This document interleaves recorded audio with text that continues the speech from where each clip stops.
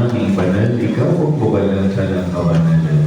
Kaya sa pamamagitan ng iyong Espiritu, gawin mong banal ang mga kaloob na ito upang para sa amin ay maging katawan at dugo ng iyong anak at aming Panginoong Kristo. Bago niya pinag-isan usang loob na maging handog, hinawakan niya ang tinapay, pinasalamatan niya. Pinaghati-hati niya yun. Iniyakot sa kanyang mga alagad at sinabi, "Tanggapin ninyong lahat ito at kanin. Ito ang aking katawan na ihahandog para sa inyo."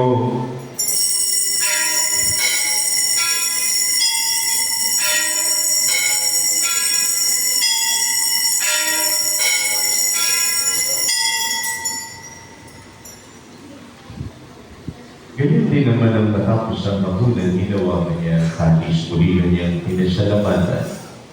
Itinamad niya ang kalis sa kanyang mga alagad at sinabi, "Tanggapin ninyong lahat ito at inumin. Ito ang kalis sa aking dugo, ng bago at walang hanggang tipan.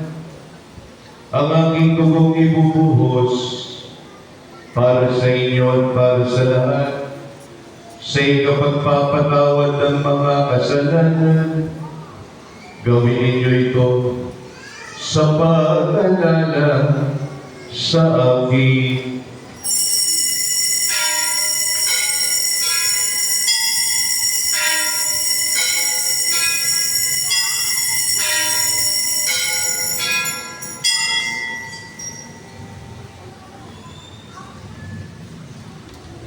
Manatili tayong nakaluhod, ipag-ugnay natin ang misteryo ng ating pananampalataya. Si Kristo'y namatay, si Kristo'y nabuhay, si Kristo'y babalik sa wakas ng tayo. Ang ginagawa namin ngayon ang pag-aalala sa pagkamatay muli pagkabuhay ng iyong bugtong na anak, ay inaanay namin sa iyo ang tinapay na nagbibigay buhay at ang kalis na nagkakaloob ng kaligtasan.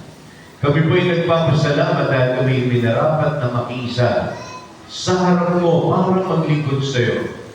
Isinasamo namin na kami magkasalo-salo sa katawan at dugo ni Kristo ay mabuklod sa pagkakaisa sa pamamagitan ng Espiritu Santo. Ama, lingapin niyo po ang iyong simbahang laganap sa buong daigdig, kuskusin mo kami ng pag-ibig. Kay San Cornelio na aming Papa ni Dennis na aming Obispo, ng lahat ng mga obispo at ng buong kaparian. At kami pong lahat na inanyayahan mo sa madalamisang ito, kami nawa ay maging tunay na asin at ilaw ng sanlibutan, taga-amin ng aming kapwa papalik sa iyo. Patuloy mo rin po kaming lahat na gabayan at pagpalain kasama po ang mga nag-alay, manhandog nagpapasalamat sa aming banal na misa. Kasama na nga po ang aming vicarial officers, na preservers, lahat po ng mga preservers sa aming vicarial.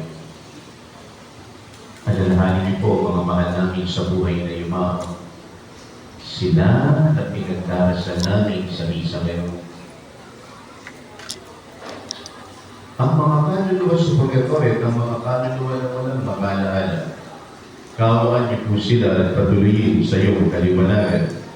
Kawaan mo at pagindapatin kaming lahat na makasalo sa iyong buhay na walang wakas. Kaisa, ang mahal na Birhen Maria, ang Ina ng Diyos, ni San Jose na kanyang kalis na isang esposo, ni San Tarcisius ng mga apostol at ang lahat ng mga banal na nabuhay sa daigdig ng kalugod-lugod sa iyo. May pagdiwang nawa namin ang pagpupuri sa ikarangalan mo sa pamamagitan niyo ng aming Panginoong Kristo. Sa pamamagitan ni Kristo, kasama niya sa Kanya, lahat ng parangal at papuri sa iyo, Diyos amang makapangyarihan, kasama ng Espiritu Santo magpasawalan hanggan. Amen. Tatayo po tayo.